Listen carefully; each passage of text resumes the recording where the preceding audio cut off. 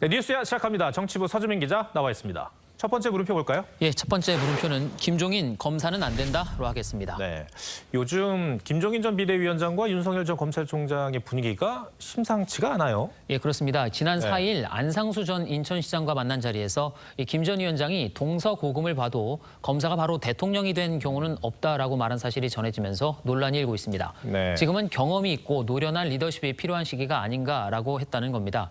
지난 3일엔 100% 확신할 수 있는 후보가 있으면 도우려고 했는데 그런 인물이 보이지 않는다라고도 했죠. 이 윤 전 총장이 별의 순간을 잡은 것 같다라고 했던 것과는 온도차가 있는 겁니다. 네, 서 기자, 이런 김 전 위원장의 말들이 네. 국민의힘 전당대회에 변수가 되는 듯 보여요. 예, 이 김 전 위원장이 이준석 후보에 대해서 공개적으로 지지를 표명한 상태인데다가 이 후보가 윤 전 총장 영입에 상대적으로 덜 적극적인 언급을 해왔기 때문에 논란이 될 수밖에 없는 상황이 된 겁니다.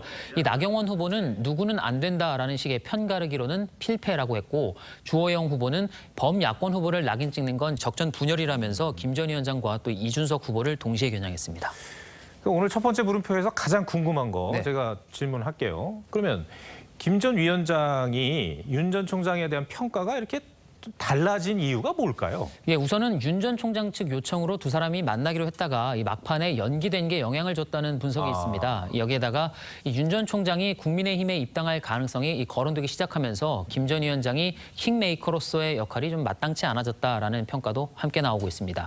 윤 전 총장이 제3지대에서 먼저 정치적 기반을 닦아야 한다는 이른바 김종인식 구상과는 다르기 때문이란 겁니다. 예. 강력한 대통령 후보자가 밖에서 이 새로운 정치 세력을 갖다가 규합을 해가지고서 대통령 선거 캠프 해가지고 대통령 출마를 하면은 그것도 저는 가능하다고 봐요. 오늘도 혹시 김 전 위원장하고 통화를 했습니까? 예, 뭐 오늘 저희가 통화를 해봤는데요. 예, 일단은 검사가 대통령이 된 적이 없다라고 말한 건 일반론적인 설명이었다면서 윤 전 총장을 직접 얘기한 거는 아니라고 했습니다. 그러면서도 이 당이 주인의식을 갖고 대선 후보를 만든다는 신념을 가져야 하는데 예. 중진이라는 사람들이 이 외부 후보 데려오기에만 혈안이 돼 있다면서 나경원 또 주호영 후보를 비판했습니다. 얘기를 들어보니까 김 전 위원장이 이제 서울시장 때처럼 자당 후보로 이겨야 된다는 어떤 일종의 자강론을 다시 꺼내든 것 같은데 네. 뭐 어떤 변화가 있는지 좀 지켜보도록 하죠. 예. 첫 번째 물음표 정리해 주시죠. 네, 첫 번째 물음표 김종인 검사는 안 된다의 느낌표는 80대와 30대의 신기한 조합으로 하겠습니다. 이 김 전 위원장은 올해 81, 또 이준석 후보는 36살입니다. 예. 이 50살 가까이 차이가 나는 두 사람이 정치적으로 비슷한 목소리를 내고 있는 상황, 시청자 여러분께서도 좀 낯설게 다가오실 듯합니다. 네. 두 번째 물음표 볼까요? 예, 두 번째 물음표는 조국 사모펀드는 무죄로 하겠습니다. 이 조국 전 장관의 회고록과 관련해서는 정말 할 얘기가 많은 것 같습니다. 예. 사모펀드는 무죄, 무슨 얘기입니까? 예, 조 전 장관은 자신의 회고록 조국의 시간에서 제기된 의혹들을 적극적으로 해명합니다. 특히 입시비리 혐의에 대해서는 도의적으로나마 이 책임을 인정하는 모양새입니다. 사실 이것도 뭐 도의적인 문제가 아니라 이미 1심 법정에서 불법으로 판단한 부분이긴 하죠. 예. 하지만 사모펀드 의혹에 대해서는 사실상 결백이 증명됐다는 취지로 주장을 합니다. 부인 정경심 교수의 1심 재판에서 사모펀드 횡령에 대해 무죄를 선고했다라고 한 겁니다. 서 기자, 네. 맞는 얘기입니까? 유리한 부분만 골라서 얘기했다라고 보면 되실 것 같습니다. 이 사모펀드 의혹에 있어서 횡령은 어떻게 보면 좀 곁가지에 가깝습니다. 오히려 핵심이라고 볼 수 있는 부분은 미공개 정보로 투자한 자본시장법 위반 또 차명 투자인데 모두 유죄가 나왔습니다.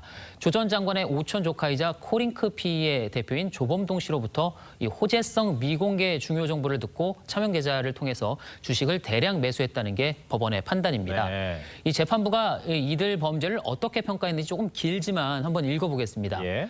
이러한 범행은 재산신고제도, 백지신탁제도를 무력화시킬 뿐 아니라 이해 충돌이 없는 객관적 공직수행 요청을 회피하려 한 것으로 처신의 부적절성뿐 아니라 그 죄책에 대해서도 무겁게 평가하지 않을 수 없다라고 판시했습니다. 이 재판부도 상당히 심각한 또 부도덕한 범죄 행위라고 그렇게 봤군요. 그렇습니다. 게다가 무죄 혐의 가운데서도 눈여겨볼 대목이 있습니다. 이 펀드 운용사 코링크 PE의 초기 자본금은 조 전 장관 가족의 돈 10억 원에서 나왔습니다. 조 전 장관 측은 이 돈이 그냥 빌려준 돈이다라고 주장을 하고 있고 조범동 씨 재판부는 이를 또 받아들였습니다. 하지만 이 정 교수 재판부는 재산 규모에 비춰서 10억 원이 적지 않은 금액임에도 아무런 담보 제공 없이 거액을 대여해줬다, 빌려줬다라는 건 쉽게 납득이 되지 않는다라면서 빌려준 게 아닌 투자금이다라고 판단했습니다. 만약에 투자금이 맞다면 코링크 피의가 결국 조국 펀드라는 검찰 주장에도 힘이 실리게 됩니다. 이제 곧 시작되는 재판에서도 이 문제가 쟁점이 될 것 같네요. 예, 그렇습니다. 두 번째 물음표도 정리해 주시죠. 네, 두 번째 물음표 조국 사모펀드는 무죄의 느낌표는 저자의 진면모가 궁금하다면으로 하겠습니다. 네. 이 영국 작가 조지 오웰은 자서전에 스스로 잘했다라고 쓴 사람은 10중 8구 거짓말을 하고 있다라면서도 부정직한 자서전이라도 저자의 진정한 면모를 의도치 않게 드러낼 수 있다고 했습니다. 이 요즘 조 전 장관의 책 조국의 시간에 대해 좀 읽어볼 만한지 물어보는 분들이 많으신데요. 예. 이 부분을 좀 감안하시면 판단하시는 데 도움이 될 듯합니다. 알겠습니다. 서 기자 오늘 설명 잘 들었습니다. 네.